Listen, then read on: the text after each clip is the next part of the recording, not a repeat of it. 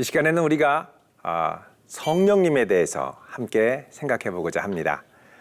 성령님의 인격성, 성령님은 과연 인격적인 하나님이실까요? 여러분, 삼위일체 하나님 중에 제3위격인 성령 하나님께서는 세상 끝날까지 우리와 동행하시며 우리를 붙들어 주시는 하나님이십니다.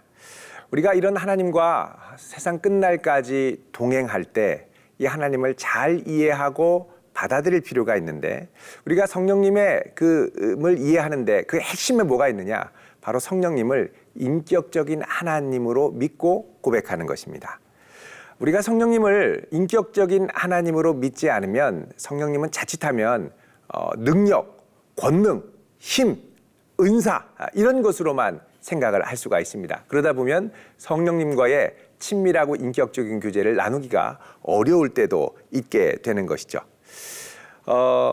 많은 이단 단체들은 이 성령님을 이해할 때 인격적인 성령님보다는 기운, 힘, 아니면 하늘의 천군 천사와 같은 수많은 다른 무리들, 하나님께 속한 영들, 이것이 다 하나님께 속한 선한 영, 선영, 성령이라고 왜곡되게 주장을 합니다. 자, 그럼 이 시간에는 바른 성령님의 인격성을 이해하는 여러 가지 것들을 함께 살피고 공부하도록 하겠습니다. 우리가 성령이라고 할 때 이 영이 히브리어로 루아흐라고 합니다. 이 루아흐라고 하는 이 단어는 바람을 의미하는 단어로 많이 사용을 합니다. 그래서 많은 왜곡된 이단 단체들은 이 성령님은 그냥 바람 같은 분이다 이렇게 생각을 하고, 바람이 강하게 불든 약하게 불든 바람일 뿐이지 인격성은 없다 이렇게 생각을 합니다. 자, 이 바람이 사용된 창세기의 구절을 보면 하나님이 노아와 그와 함께 방주에 있는 모든 들짐승들과 가축을 기억하사 하나님이 바람을 땅 위에 불게 하시자 물이 줄어들었다. 그래서 하나님이 바람과 같이 물을 줄어들게 하는 능력이다. 그래서 이 바람이 성령이다 이렇게 생각을 하지요. 또 민수기 11장 31절에 보면 바람이 여호와에게서 나와 메추라기를 몰아서 내리게 했다. 하나님의 능력이 바로 바람이다 이렇게 또 생각을 합니다.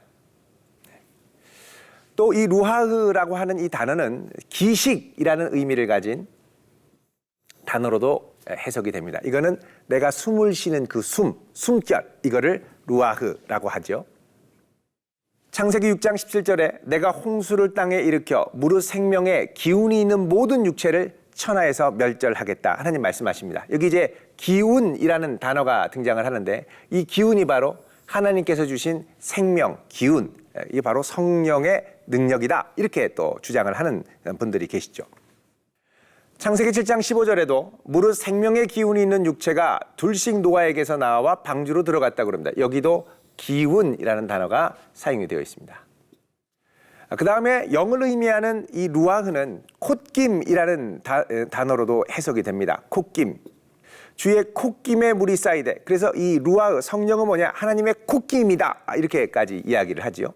자, 이것이 이제 히브리어에서는 루아흐라고 하는 단어로 번역이 됐다면, 헬라어로는 오면 신약 성경이 기록된 언어이죠. 헬라어가. 신약 성경으로 오면 헬라어로는 푸뉴마라는 단어를 사용합니다. 이 푸뉴마는 바람을 의미하죠. 자, 성령이 오순절에 바람같이, 급하고 강한 바람같이 임했다고 하죠. 그래서 바람이고 성령이다 이렇게 주장을 하는 이들이 있습니다. 요한복음 3장 8절에는 바람이 임의로 불매 내가 그 소리는 들어도 어디로 와서 어디로 가는지 알지 못하나니 성령으로 나는 사람도 다 그러하다. 그래서 성령의 역사가 뭐냐? 바람 같은 역사다 이렇게 이야기를 하죠. 자, 영을 의미하는 이 헬라어 푸뉴마는 기운으로도 해석이 됩니다. 그때 불법한 자가 나타나리니 주 예수께서 그의 입의 기운으로 그를 죽이신다. 입의 기운, 성령 이렇게 이야기를 하죠. 영을 의미하는 헬라어 푸뉴마는 또 생기로도 번역이 됩니다. 저가 권세를 받아 짐승의 우상에게 생기를 주어. 여러분, 이러면 조금 이상해지죠? 성령께서 짐승의 우상에게 생기를 준다라는 건 말이 이상해지지 않습니까? 사실 이런 의미로 문자적으로 이제 해석을 하고 무조건 이것이 성령이다라고 이야기하는 것이 얼마나 위험한 것인지를 잘 보여줍니다.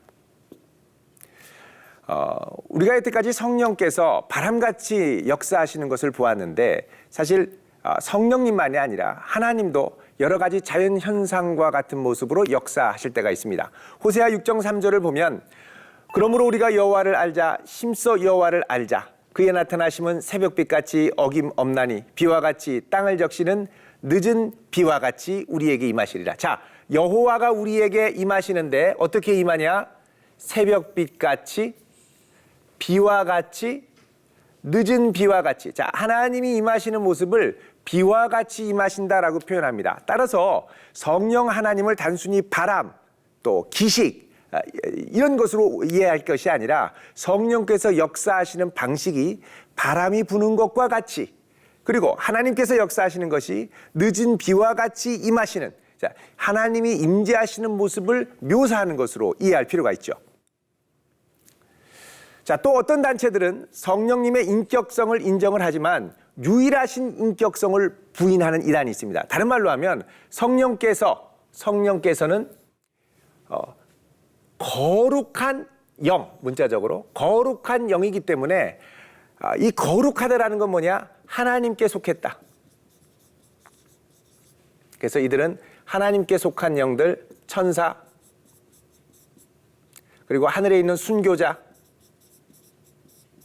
하늘에 속한 모든 영적 존재들은 다 하나님께 속한 선령, 곧 성령이라고 이야기를 합니다. 반대로 악령은 뭐냐? 성령의 반대를 악령. 악령은 뭐냐? 사탄, 마귀, 귀신, 그리고 예수님을 믿지 않던 불신자의 영혼들, 자, 이런 것들이 다 뭐다? 악령이다라고 얘기를 합니다. 그래서 성령은 하나님께 속한 영, 악령은 사단에게 속한 영, 이렇게 이야기를 하죠.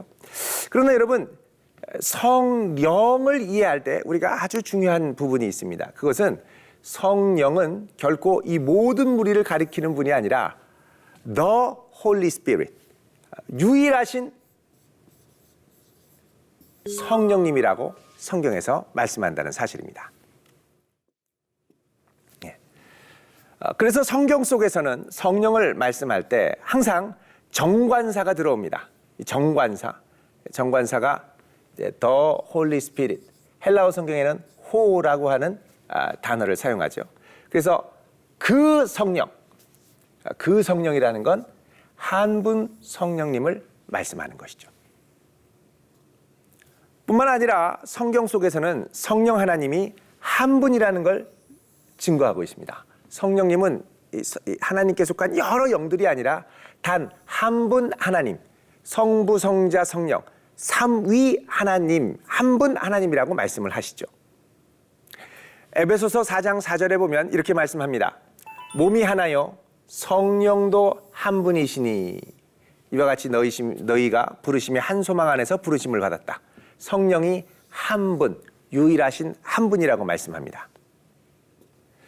에베소서 2장 18절에도 말씀합니다. 이는 그로 말미암아 우리 둘이 한 성령 안에서 아버지께 나아감을 얻게 하려 하십니다. 성령님이 한 분이시다라는 것이죠. 다른 사람에게는 같은 성령으로 믿음을 주시고 어떤 사람에게는 한 성령으로 병 고치는 은사를, 그러니까 여러 다양한 은사를 한 성령님께서 주신다고 말씀하죠. 성령님은 한 분이라는 것입니다. 고린도전서에도 이렇게 말씀합니다. 이 모든 일은 한 성령이 행하사 그의 뜻대로 각 사람에게 나누어 주시는 것이라. 자, 한 분 성령님입니다. 한 분 성령님. 고린도전서 12장 13절에 보면 우리가 유대인이나 헬라인이나 종이나 자유인이나 다 한 성령으로 세례를 받아 한 몸이 되었고 또 다 한 성령을 마시게 하셨느니라. 자, 성령님은 한 분이시라는 겁니다. 한 분인데 그냥 힘과 능력이 아니라 이제 중요한 게 뭐냐? 한 분 성령님은 바로 인격적인 하나님이라는 것입니다. 인격적인 하나님. 여러분, 인격이라고 할 때 우리가 인격하면 세 가지 요소를 말합니다. 바로 지정의, 지성, 또 감성, 그리고 의지, 이것을 말하죠. 자, 그럼 성경에 과연 성령님의 지정의를 말씀하고 있는가? 말씀합니다. 로마서 8장 27절에 보면 마음을 살피시는 이가 성령의 생각을 아시나니 그러죠. 자, 성령이 하나님의 뜻대로 성도를 위해 간구한다. 그러니까 성령께서는 하나님의 뜻을 파악하고 또 생각도 하고 계시다는 거죠. 그러니까 지적인 활동을 성령님께서 하신다고 말씀합니다. 고린도전서 2장 10절에서 11절은 오직 하나님이 성령으로 이것을 우리에게 보이셨는데 성령은 모든 것, 곧 하나님의 깊은 것까지도 통달하셨다. 완전히 다 파악하고 아셨다는 겁니다. 자, 사람의 일을 사람 속에 있는 영 외에 누가 알리요? 이와 같이 하나님의 일도 하나님의 영, 곧 성령 외에는 알지 못한다. 성령은 하나님의 깊은 것까지 알고 계신다고 말씀합니다. 그 다음에 인격적인 성령님의 모습입니다. 자, 로마서 8장 26절 이와 같이 성령도 우리의 연약함을 도우시나니 우리는 마땅히 기도할 바를 알지 못하나 오직 성령이 말할 수 없는 탄식으로 우리를 위하여 친히 간구하시느니라. 자, 우리의 연약함을 돕고 말할 수 없는 탄식으로 함께 하신다. 이걸 뭐라 그러냐? 성령님의 깊은 공감, 긍휼, 자비, 성령님의 풍성한 은혜와 사랑을 우리가 느끼게 되지요. 에베소서 4장 30절은 하나님의 성령을 어떻게 해요? 근심하게 하지 말라. 성령님은 감성이 있으십니다. 근심을 하시죠. 그 안에서 너희가 구원의 날까지 인치심을 받았느니라. 고린도전서 15장 30절은 형제들아 내가 우리 주 예수 그리스도와 성령의 사랑으로 말미암아 너희를 위해 권한다 그럽니다. 성령님은 사랑하시는 분이십니다. 사랑이 많으신 분이시죠. 세 번째로 성령님께서는 의지를 갖고 계십니다. 이 모든 일은 같은 한 성령이 행하사 그의 뜻대로 각 사람에게 나눠주신 자. 성령의 뜻, 의지가 있다고 말씀하시죠.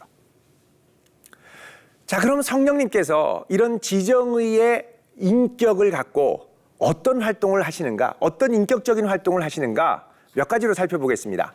첫 번째로 성령께서는 교회에 말씀하십니다.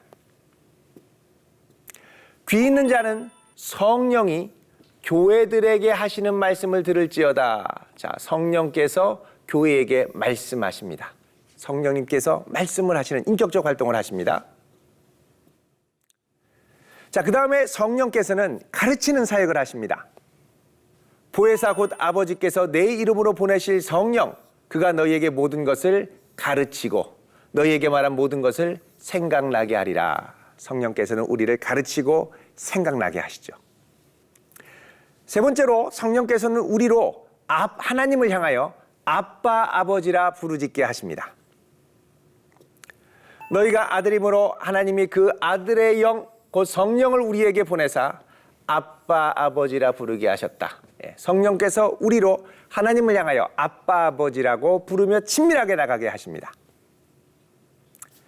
그 다음은 성령의 인격적 활동으로 성령님의 인도하심이 있죠. 성령님은 우리의 걸음걸음을 인도하십니다.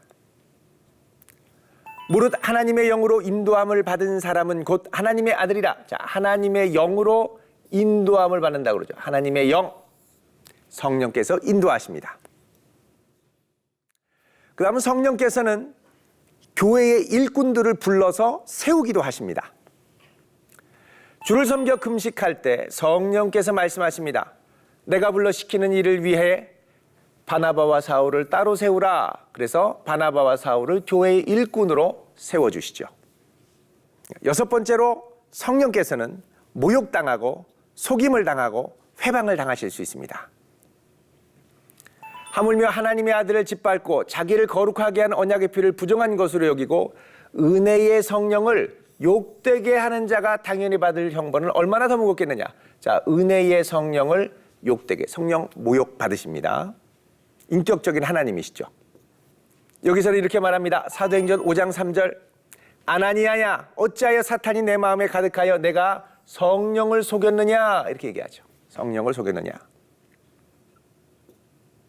마태복음 12장 31절에서 32절은 이렇게 말씀합니다. 그러므로 내가 너희에게 이르노니 사람에 대한 모든 죄와 모독은 사심을 얻되 성령을 모독하는 것은 사심을 얻지 못한다. 자, 성령님께서 모독당하시는 것이죠. 또 누구든지 말로 성령을 거역하면 사심을 얻지 못한다. 성령께서 우리 마음을 감동하여 회개케 하시는데 그 성령을 거역하면 회개하는 역사가 우리 안에 일어날 수가 없죠. 그러니 죄사함의 역사가 일어날 수 없다고 말씀합니다. 그래서 성령님께서도 모독을 당하시고 거역당하신다라고 합니다. 예수님께서도 십자가 지시기 전에 모욕을 당하시고 거절을 당하셨는데 성령님께서도 이렇게 모욕과 거절을 당하실 때가 있다라는 것이죠.